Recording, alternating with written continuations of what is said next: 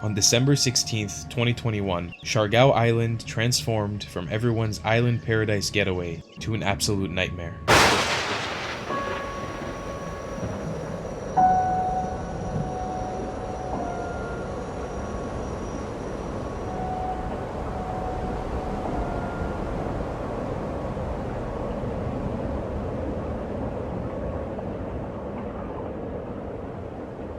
A Category 5 super typhoon decimated our island, left thousands of people homeless, incapacitated, and unable to help themselves and the community around them. And as the first few days passed after the horrific typhoon's landfall, many people, a part of this community in Siargao, began piecing together the next steps of how we can move forward and how we can help. And this is a documentation of that story.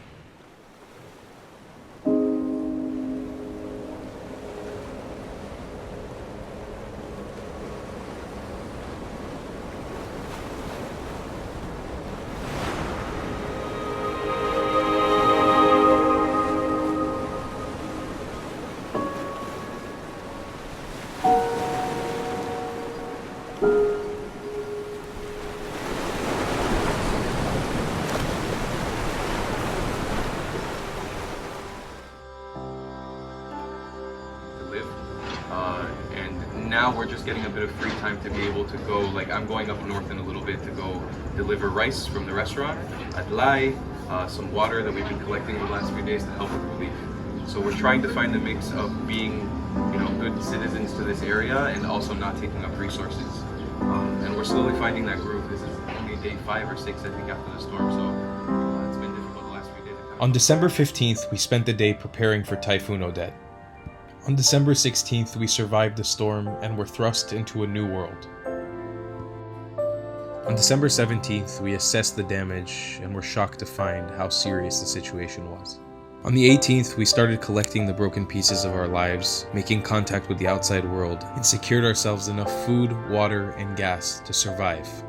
On the night before this clip was taken, which was an interview with AFP about how we survived the storm, I was invited to Misto Siargao, which is a resort owned by the Ayala Zobel family. This was an initiative led by some top players in Siargao, as well as local figureheads in the community. Everybody wanted to know how to help. While it was hard to understand where and how we would help via the meeting, it definitely inspired myself and many others to take part in helping the local people of Siargao as fast as possible. So that's exactly what we did.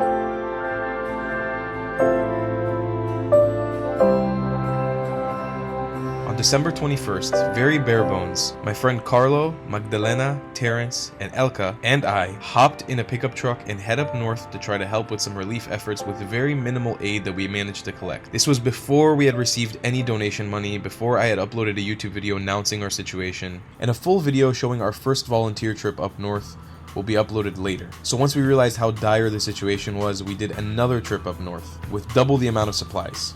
After the typhoon struck, most of my friends and I spent a lot of time thinking on whether we should evacuate with the military or not. With a serious lack of water, food, general resources, service, electricity, and basic hygiene, we were in a tough spot because as much as we wanted to help, we were also taking up resources. Valuable resources which locals from the island deserve to have. And without a clear plan of how we were going to volunteer, how we would pick up the paces and help, quite frankly, we didn't know what to do. But after about a week, as internet started slowly trickling into the island, we made our first contact with Sar, the owner of Arkahayahai and Goodies. Sar informed us that he was well aware of the situation and he was already working with multiple facets of the Filipino government, with tons of NGOs and private donors, to supply us with money, resources, everything we could possibly need to survive on the island. He was actually in the island of Palawan when the typhoon struck. He survived the typhoon just like us. Granted, a little less destruction. Sar told us to give him a week, and he'd be in Siargao. So for now, we shifted focus, smaller scale. After securing some meat that a store was donating because it would expire soon without refrigeration, to do our first ever food station in Katangnan, right outside of Arkahayahai. Alright, well, almost a week in from when the storm hit. It's Wednesday, and today we are opening up a soup kitchen here in Arca. Philip and I are organizing all the materials here. We're cooking in the kitchen. We're going to set up a line at around 4 p.m. today for locals to come and get some free food. A nice warm meal with some rice, with some pork in here. Working on some bean chili. Sofrito, with what you have in the fridge. A lot of spices, rice, This time it's pork sofrito, a lot of veggies. It was so fun. So Maxim and I are cleaning up the outside of Goodies right now. Here's my sign that I created. Bring container, get free food. Bring smile, get hug. That's Philip's thing, not mine. Almost there. We've begun the food drive. And after about 2 hours of feeding locals in Katangnan, we felt this was a great first step. Or how we like to say in Arca, a great success! Now any volunteer efforts and donations we've done up until this point came out of our own pockets. This was the point where I started collecting donations on my YouTube channel. On the first video I uploaded on YouTube, I had a call to action in the first couple seconds of the video, directing you guys to send me donations via PayPal and Gcash. These videos were explosive, with hundreds of thousands of people tuning in to watch them. And I'm proud to say that through these videos we managed to raise 491,000 pesos, just shy of $10,000. But that's not it. As I said, Sar was collecting donations this entire time as well. And as Sar traveled from Palawan to Manila and spent time in Manila collecting information, materials, and fundraising via Arca, Happiness, and Goodies, Sar managed to secure us an additional 1,271,000 pesos, bringing our total number of donations to over 1.6 million pesos, or just slightly over $30,000. On Christmas Day, we woke up bright and early and headed off to the port of Dapa to unload a barge that was arriving with a bunch of materials from Manila. This barge was a collaborative effort between a bunch of people who live in Siargao, but headed by an amazing woman named Talibum. She was an absolute shark in getting materials over to Siargao in the early days after the typhoon. Water filters, solar lamps, diesel, you name it. But for us in Arca, nearly 10 days after Typhoon Odette struck us, it was as if Santa Claus himself was coming to town, because all these materials were sent by our good friend Sar. And the greatest surprise of all, he had just landed with a relief plane in Siargao and was finally here to join us.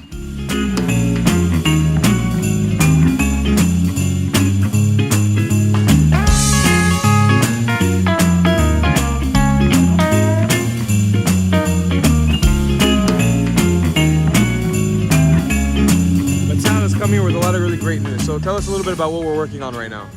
First of all, it's good to be back, even with all the distraction. It's nice to be back in this place. And I came here with a lot of motivation to help and donations, both in equipment and money. So for the short term, what we are planning to do is, first of all, to help with all the great people of Siargao with the initiatives that they already started, distributing foods, doing food stations, feeding stations, water, etc., etc. We brought some water filtrations that we're going to use. We are also adapting the area of, I always spell it bad, Kapituunan. Okay, so right now all the donations and all the equipment that is being sent, we are trying to aim people at building materials. First of all, so we can help the fishermen go back to the ocean, repair their boats, helping the locals rebuild their homes. It's good to have you back, my boy. Maxim, are you ready, boy? Super ready. I'm going to be less focused on what we're doing today, because today we're trying to set this all up, and I will show you guys in the coming days exactly where your money's going, what you're doing. So at this point in the video, I'm going to be showing you guys our full, or as close as we can be, to our full transparency report. Now, full disclosure, the first days when we started this, internet was really choppy in Siargao. Again, because the internet connection is kind of weak right now. I'm not sure how much of the proof and receipts I'll be able to show you, because it's really, really hard to access the internet at the moment. But I will do my best to obviously show you guys everything we do. As well, power was non-existent. So we could not charge our devices and we could not log things in accurately. That's why some days, information is kind of scrambled. Bear with us as we slowly update this sheet, but down below in the description, you'll be able to find the full Google Sheet that shows you everything, all the information that you need to know about what we've been doing in Siargao. So let's begin. We managed to raise just over 1,600,000 pesos. Whether it was money that came from my Gcash or SAR's bank account, they're organized by dates, currencies, and your names. So thank you to everybody who donated here. In the next tab, you can head over to the expense report of the total donations. Here you'll be able to see exactly what we spent the money on. Now there's a mix of things between gas, diesel, different medicines, water filtration systems, solar lights, chainsaws, the different fees to get on the ferries, and of course the main focus, which is the food. This is where I'd like to point you towards the feeding program tab.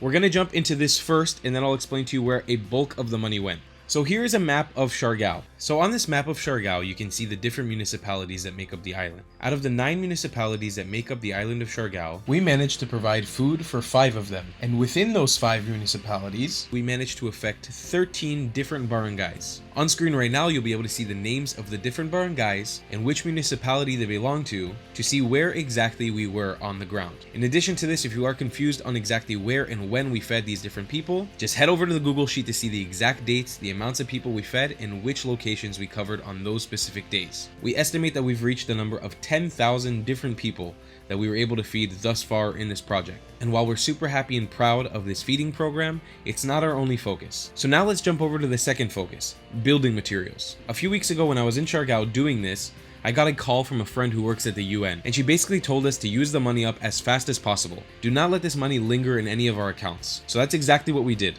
SAR actually went off to the town of Butuan and organized a truck shipment from the city of Davao in southern Mindanao. This took him over a week to get done. So finally, after all this week of waiting in Siargao, we are hopefully boarding now. Thank you, Kuya, for all the waiting. All the truck is filled up, as you guys can see. Everything is construction materials, a box of medicine, and this water tank that was donated. And then start distributing it the day after tomorrow. So yeah, let's do it. This week have been a little bit depressing, but finally, we're going. Yeah! Our truck is finally boarding.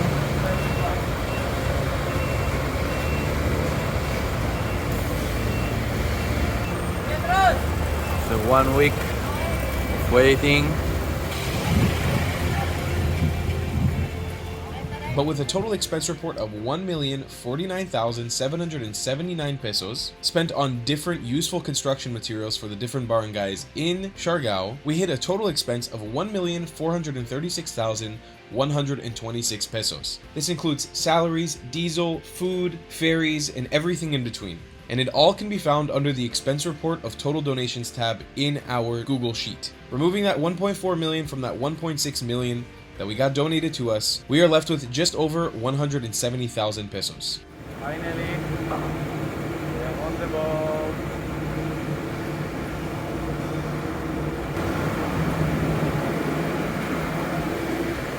So finally we arrived. We are unloading the truck. We'll unload, put everything in, put it inside, put the roofs here outside. Then, starting tomorrow, we'll distribute them for a period of 3 days for 176 families. We have the ladies by the entrance with the list. Then we have stations. The master, that without him I'm a disaster.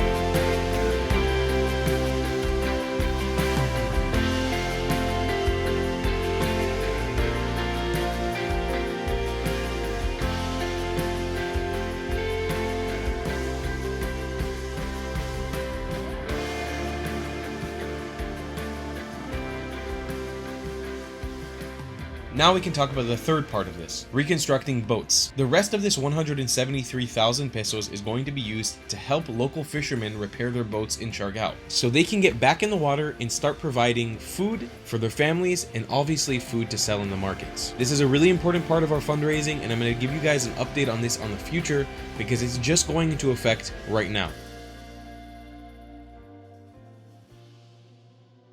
I have so much footage left to show you guys from our time in Siargao. Everything we got up to between the feeding stations and the volunteering, and all of that will be coming up. The one thing that I want to keep reminding you guys is to keep on donating to Siargao. It needs your help. If you love this island, if you've had a connection with it via my videos or physically being there in person, please do not let it go by the wayside. Donate and raise awareness about this island. Links can be found down below in the description of amazing places you can donate that are doing amazing on the ground work. Thank you so much to everyone who was a part of it.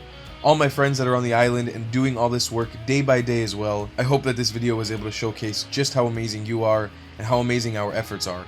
And to everybody who donated, you are incredible. And I want you to understand that everything, every penny that you put in has gone directly to the people of Siargao with zero funny business in between. And I hope this video and the ones that are coming up right after can showcase to you how much we mean that. Please tune in for the next episode that's coming out very soon, and I'll see you in the next one. I love you guys long time.